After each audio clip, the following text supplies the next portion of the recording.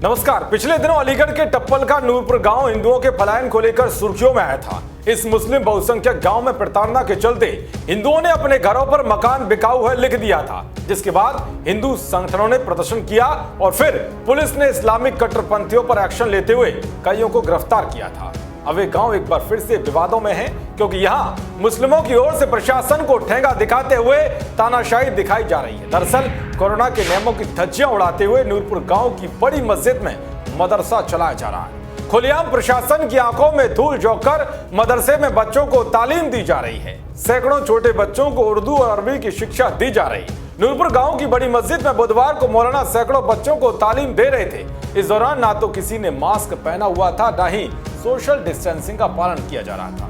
तो वे जब पत्रकार केशव मालन ने मदरसे में पहुंचकर मौलाना से सरकारी नियमों और कोविड महामारी का जिक्र किया तो उनकी बोलती बंद हो गई। कैमरे के सामने मौलाना ने माना कि मदरसे को खोलने संबंधित कोई नियम सरकार की ओर से अभी तक नहीं आया है। एक बार आप भी देखिए जब पत्रकार केशव ने मदरसे के मौलाना से बातचीत की। तो ऐसे समय में ये लंबे कितने समय से यहाँ पे बच्चे आते हैं?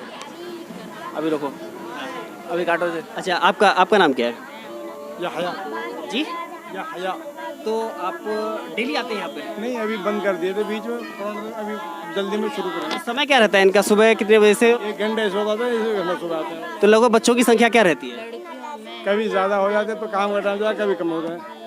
जैसे कोरोना, हाँ जैसे कोरोना खत्म हुआ है ना, उसी से जब सरकार ने जो गाइडलाइन दी थी मदरसा मस्जिद बंद करने के लिए, तो मदरसा बंद कर दिया था उस टाइम पे। अभी ये कुछ दिनों से ही दोबारा से पढ़ाई शुरू करी बच्चों की। लेकिन अभी ऐसी गाइडलाइन तो नहीं आई है सरकार की तरफ से संचालित करने संबंध में?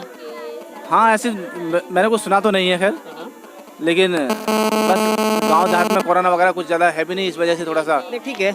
नहीं, अभी ना किसी ने लगवाया, ना कोई सरकार की तरफ से कोई ऐसी योजना आई। नहीं, सरकार की तरफ से तो पिछले लंबे समय से वैक्सीनेशन हो रहा है सेंटर पे, सीएचसी पे। आपने लगवाया है? यहाँ कुछ नहीं लगा। टप्पल सीएचसी आप गए थे? नहीं, हम नहीं गए।